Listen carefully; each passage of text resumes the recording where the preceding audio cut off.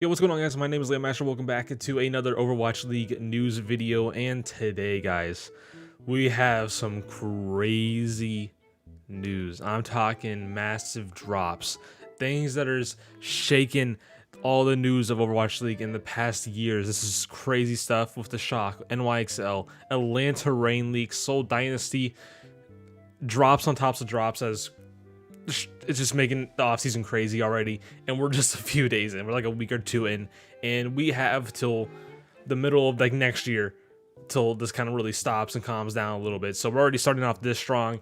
I'm really interested to see how the rest of this year is going to turn out. So let's go ahead and start off with the topic everyone clicked this video for, is the San Francisco Shock. If you guys did not see, they have released many pieces of this team with a coach and 7 players. Here it is on your screen right now.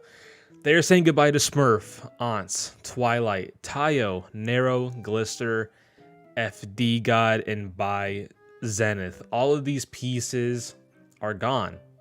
They're no longer on the Shock, which is just crazy to see. And now their team is Super, Choi, and Violet. And who knows, maybe some of those players could still get released. I mean, I think Super's still going to stay there. I wouldn't be surprised at this point if Violet got released. I mean, all these players are fantastic. Seeing them no longer on Shock is just different. You know, it's just like Moth. We were not used to seeing Moth on a different team. And it's just kind of like that situation again, but it's like way more players this time, just a little bit more. And when it comes to By Zenith, I mean, he got his chance in the Overwatch League. I don't know what he did behind the scenes or what has happened behind the scenes for him to be released, but I have a feeling he did his job. He did it really well, and now he's probably gonna go back into contenders. But now let's talk about these players. Smurf, a big one. Ants, interesting one to talk about. I'll talk about it later. Twilight, Toyou, Narrow, Glister, FD God. And I gotta point this one thing out. Why is Glister not in this picture? There is some disrespect here. So let's go down the list real quick. Teams I think they could join, what they could do, what I think, everything around these players. So Smurf, we know he was a big piece for the San Francisco Shock really since day one. Obviously he wasn't in season 1, but he was there ever since. But Smurf has been such a big piece for the Shock. I think one of the main reasons they actually really won back-to-back with his Winston play, and even some of his Reinhardt play. Yes, Super is more for the Reinhardt, but Smurf was just all around great on all the tanks that he brought in for the Shock, and seeing him no longer on the Shock is different. I mean, I thought Smurf was better than Super at many points, and the same thing for the other side. I think Super was better than Smurf at some points too, and seeing Smurf no longer on this team is just different. I mean, there's so many places Smurf can go. I mean, he would be an upgrade to literally every team in the Overwatch League. Some teams doing rebuilds right now, like Toronto Defiant. You know, Florida Mayhem may want to go to a Western roster, but still, I'll throw Florida Mayhem out there. Houston Outlaws, they no longer have Changgoon. And I mean, Smurf was somewhat a part of Houston Outlaws, technically. Back when he played for Houston Outlaws Academy team back then, before, you know, he got picked up to Houston, then traded for Dante on the Shock. I mean, he was somewhat a part of that team in a way. I mean, not fully. I mean, you get what I'm saying. So Smurf to Houston would be nice. Smurf to Glads would be nice, and that they don't have Muse anymore. I mean, Smurf, any team he goes to, gonna help it by a lot. I mean, Smurf he's gonna bring so much to a team he goes to. Now to Ants. This one's kind of a weird one. Ants, you know, he dealt with a lot of anxiety and depression last season, and it made him retire at the end of the day. Then he came back to the Shock, and I'm pretty sure he had the same exact things during this season. You know, a lot of anxiety and a lot of depression throughout this season too. So I'm really wondering if he is going to be in the Overwatch League or not for 2022. I mean, mental health really matters, and I do think Ants still has potential, but I really want him to take care of himself first before it comes back in the Overwatch League. If that means taking a full year off or 2 off, I mean, Ants is showing that he's still solid, still really good. I think Ants, like I said, a Smurf, all these players in general, any team they go to, instant upgrade. I mean, Dallas Field once again does not have a hit scan.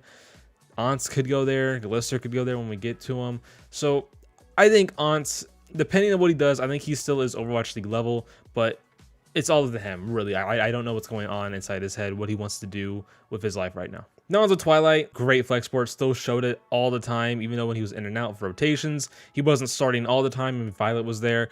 I mean, Twilight showed that he's still a top tier flex sport no matter what, every time he was in, and it's just there. Twilight, once again, anything he goes to, instant upgrade. Excited to see what he does. Toyou. Now, Toyou is a weird one.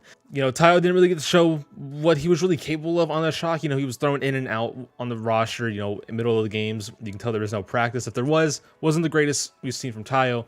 But I do think Toyou still potentially Overwatch League level. I just need to see it on a different team.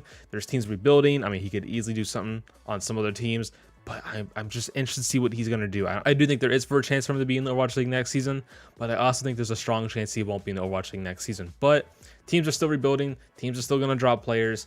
There could be many open spots for Toyou. Looking at Toronto, looking at Florida, maybe even looking at Vancouver, which is the team I really wanted him to go to for 2021 season, but we'll see what goes on with him later. Now on to Nyxl, and Nyxl had big shoes to fill for the Shock. He had to replace Rascal, who was a big piece for that team in season 2 and 3. Rascal did so much for that team, a lot of flexibility. Nyxl had to come in, and he was getting hate instantly as soon as he was signed. I mean, Nyxl showed that he still was a solid player. He still brought some things to the table. Was he as good as Rascal? It's hard to say, it's really hard to say, but for me, I don't think he was, but he still brought it to the table, what he was capable of. But I can't really say that much about Nyxl now because there was some leaks. We'll talk about it later about Nyxl. He did find a team. Now into Glister, I will say for me personally, maybe I think a lot of other people, that this was kind of a underwhelming season for Glister. I think we expected a lot more from Glister to be like this pop-off player, but he really wasn't like that. He showed moments like that time to time, but Glister all around was solid. He was still like a good player, I would say. He's still Overwatch League level. I still think he'll be in the Overwatch League next season. Depends on what team that could be. Once again, Dallas Fuel could be one, and the other teams doing rebuild. I think Glister could easily be in the Overwatch League next season, but I will say he did have a somewhat is key here, underwhelming performance. I think it can be better on a certain team. Now into FD God. Also, kind of like Nyxl, had big shoes to fill, and FD God had to fill up Moth's spot, which Moth getting rid of Moth already, or Moth leaving in general, is just a big thing. He was the guy who talked all the time. He was almost like a coach in game, and losing something like that's going to hurt a lot. And FD God, I'm pretty sure, was not like Moth. So there's some issues there. There's some issues there, and especially how aggressive his Lucio was, which I thought was really going to help his team coming into the season of how aggressive everyone else was. FD God really kind of hurt the team doing that occasionally. Yes, it worked time to time, but sometimes FD God fed a few times being super aggressive, but we'll see where FD God goes later. Once again, I still think he could be on the team, maybe looking at London Spitfire, seeing what they're going to do. So I think FD God's still going to be in next season. Really excited to see where he goes. Now let's talk about some Atlanta Reign leaks, and these leaks are interesting to say the least. We have Halo of Thoughts coming out, and Brad basically kind of responding to the leaks and making it true already. If you guys did not see, Halo of Thoughts has tweeted out that Pelican is looking to be traded and expected to be traded this offseason. The Atlanta Reign are switching to a Western roster, and after this, Atlanta Reign has now signed Nyxl from the Shock. And right after this, right after all these leaks happen, Brad tweets out, when a player makes a heartfelt request, you do everything in your power to accommodate it, which is absolutely true. Pelican leaving Atlanta is definitely going to be a heartbreaker for many Atlanta fans, and this feels like a situation once again. Nyxl has to fill in some big shoes, kind of like Rascal on Shock. He's got to do it with Pelican on Atlanta, so he's going to be under a lot of pressure once again. I'm excited to see what this does for the Atlanta Reign. Losing Pelican was a big piece coming into the season, even won Rookie of the Year, and showed that he was one of the best flex CPS players coming into the season, and he was one of those best flex CPS players, and now that he is really getting traded is crazy to see. He was a big piece of this team, a big carry for the team, if anything, and now he's getting traded. It's what he wants, and he's getting that, and Nyxl is the replacement. I'm excited to see what they do. Nyxl's once again under a lot of pressure to replace someone that was really good, and we'll see how the fans react to it when it becomes official. But I think Brad, he's doing what he's always done in the past to help his players. Now onto the Seoul Dynasty, making moves that were needed. If you guys did not see, Seoul Dynasty released their head coach, Saebyeolbe, Marvel, Toyou, and Anamo. I think the only one that really surprises me here is Anamo. I think he had an all right year, but head coach needed to go. A lot of inconsistencies. Even last year, there was a lot of inconsistencies on Seoul Dynasty. You look at Saebyeolbe, didn't get to play a lot. It still was a questionable signing even when they first signed him. Marvel, very inconsistent main tank. Also kind of brings up why is Gesture not on here. Could be a Prophet thing. Prophet and Gesture have been a duo since season 1.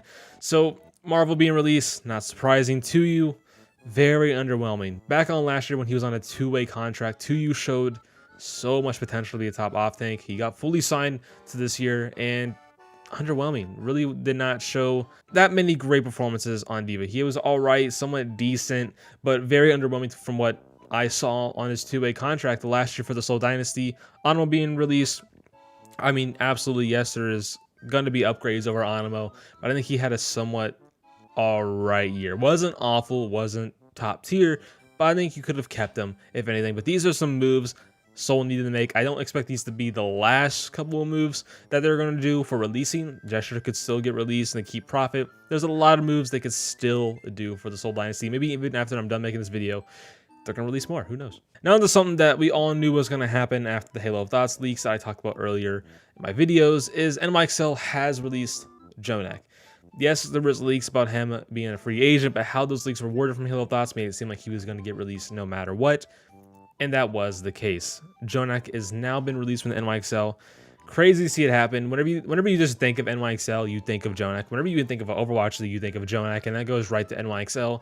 Him being no longer on this team is definitely crazy to think about. I think Jjonak, wherever team he goes to, could be great, but it's hard to see Jjonak no longer be on the Nyxl.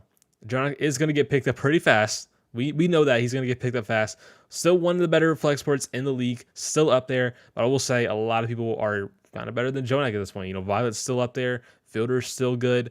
Jjonak's there. I mean, so many great flex ports are up there right now, even Alarm. So I'm excited to see where Jjonak goes.